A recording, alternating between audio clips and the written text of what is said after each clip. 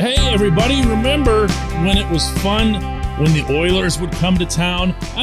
For those of you who are really old, I'm not referring to when Wayne Gretzky and all those guys would show up and beat the Penguins like 13-4 or whatever it was. I'm referring to Connor McDavid and Leon Draisaitl showing up. Well, they're here tonight, and who cares? Good morning to you. Good Tuesday morning. I'm Dejan Kovacevic of DK Pittsburgh Sports. This is Daily Shot of Penguins. It comes your way bright and early every weekday if you're into football and or baseball. I also offer daily shots of Steelers and Pirates where you found this. It is Penguins versus Oilers at 7:08 p.m. tonight at PPG Paints Arena, and it will mean nothing, certainly not in the standings, not to the Penguins and not to the Oilers, and really not to any of us who used to get into the Sid versus Connor debates. Because as you look at things now, here's Connor McDavid in his mid-20s, putting up points at will, running away with Art Ross trophies.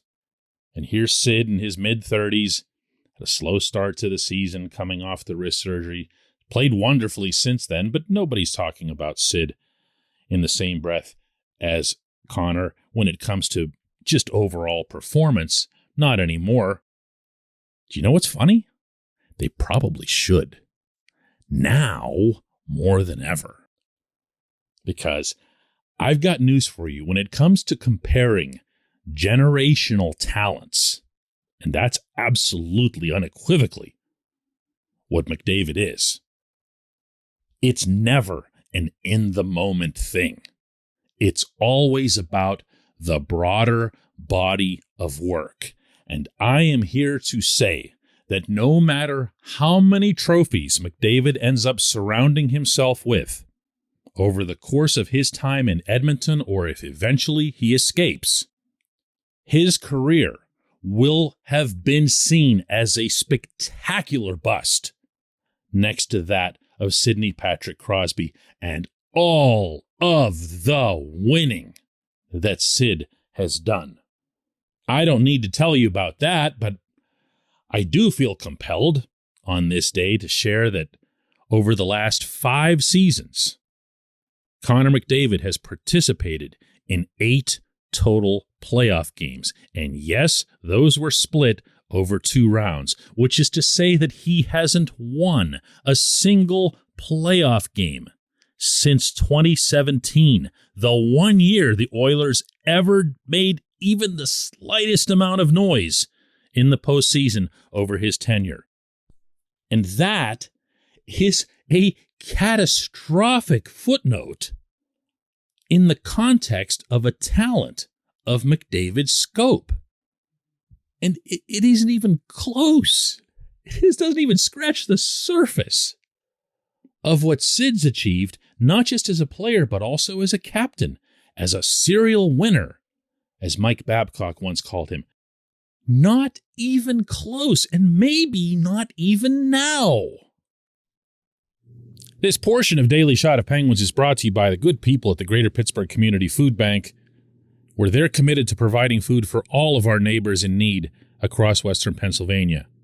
They, in turn, need your help. Find out how $1 can be turned into 5 full meals. For those in need, visit pittsburghfoodbank.org.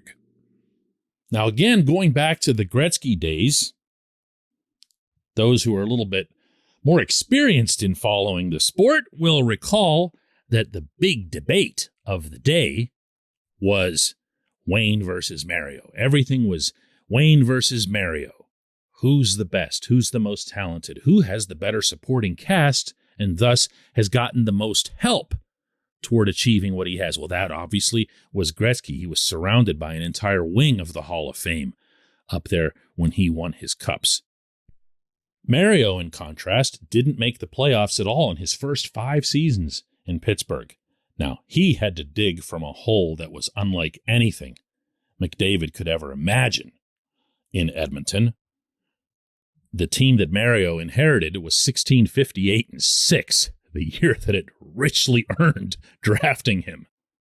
in 1984.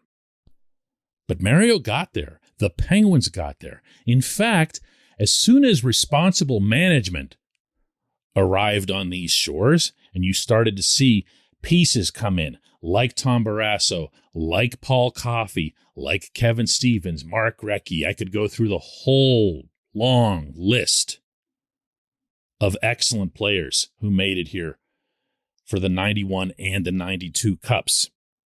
But Mario rose up even higher. Mario led those teams to those championships. Oh my goodness, I left out Ron Francis and Ulf Samuelsson and Larry Murphy. See what I mean? You can't even get started on this dialogue without going through the whole roster. But it happened, and he performed in turn.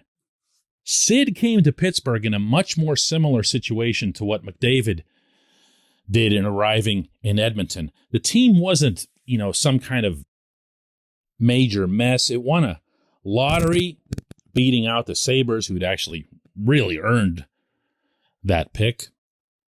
And because the Oilers at that point were operating in a salary cap league, just as the Penguins were upon Sid's arrival, there was going to be a chance for the team to get pretty good pretty quickly.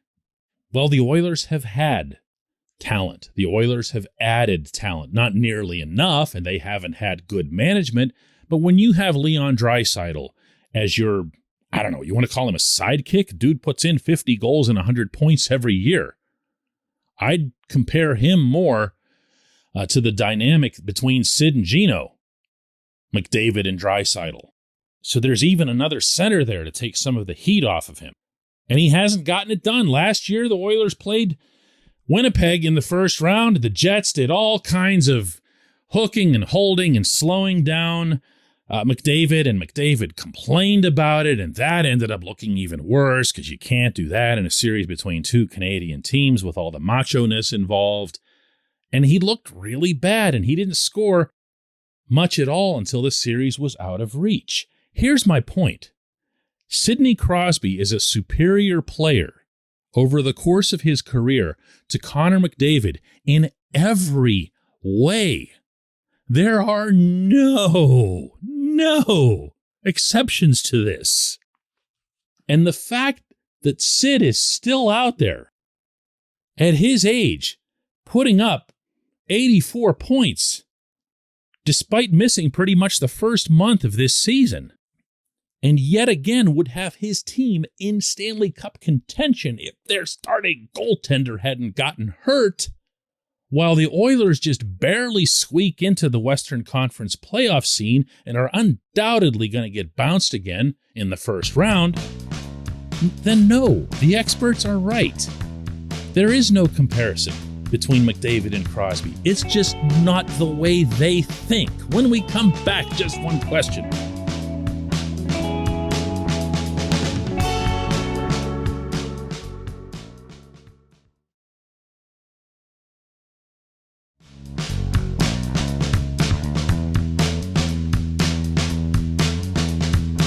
Time for J1Q. Today's comes from Sarah, and she asks, Dan, why do you feel less confident that the Penguins could beat the Rangers in round one?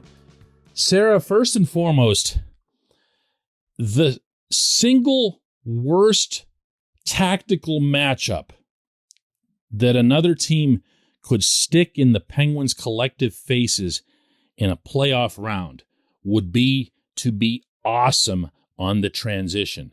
The Rangers are awesome on the transition. They're not great at everything.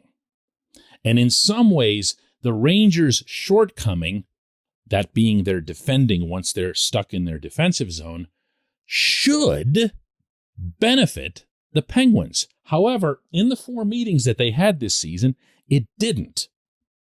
Why? Well, if you go back to the first meeting, the one that the Penguins won 1-0, might have been the game of the year at PPG Paints Arena, the Penguins still had their legs. They were still pressuring the opponents. They were still in their faces, and as a result, it's easy to say they still had their forecheck. And because of that, they were able to get into Adam Fox's face and prevent those home run passes. You know the ones I'm talking about, from goal line to the opposing blue line, that would spring Artemi Panarin or Mika Zibanejad or whoever, Chris Kreider. Whereas if you go back and look at the 2 losses that the Penguins had at the Garden, you'll see that those passes were readily available. In fact, there was one play in one of those games that sticks out in my mind where Fox just basically stood up. Like, you know how skaters are always in some kind of crouched mode, their knees. He's standing there as if it's like a morning skate drill. And he finds his guy 100 feet away, and boom, there they go for a 2-on-1 and another New York goal. If the Penguins can get in the Rangers' faces, they can beat them. If Casey DeSmith plays miles above whatever would be reasonably expected of him. But that forecheck wasn't there. The last 2 times they met at the Garden, they had some forecheck going against them in the other loss in Pittsburgh. But the other component to this is that the Rangers have Igor Shesterkin in goal. So even if the Penguins do pressure, and they should, to repeat what I said earlier, because the Rangers just aren't that good once you hem them in. They'll give up chances, and they'll even give up goals. But you got to get it past that guy. And the Penguins did almost none of that in the 4 regular season meetings, scoring, I'm going to remind everybody, painfully, 1 even strength goal over those 4 total games.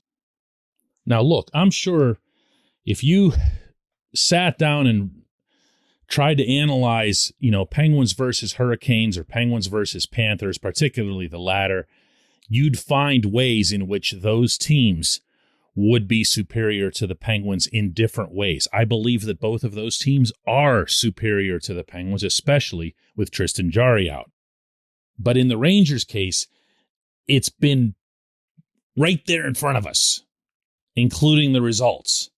And that's the part that I don't like. Oh, and one other thing, if they play in New York, they're not about to have any home ice advantage on the road the way they would against either the Hurricanes or the Panthers in Raleigh and in Sunrise, where the buildings would be completely taken over or close to completely taken over by Pittsburgh fans. So there's a lot that goes into it. I just think that Penguins versus Rangers isn't something that's going to work out for Pittsburgh. I appreciate the question. I appreciate everyone listening to Daily Shot of Penguins. We'll do another one tomorrow.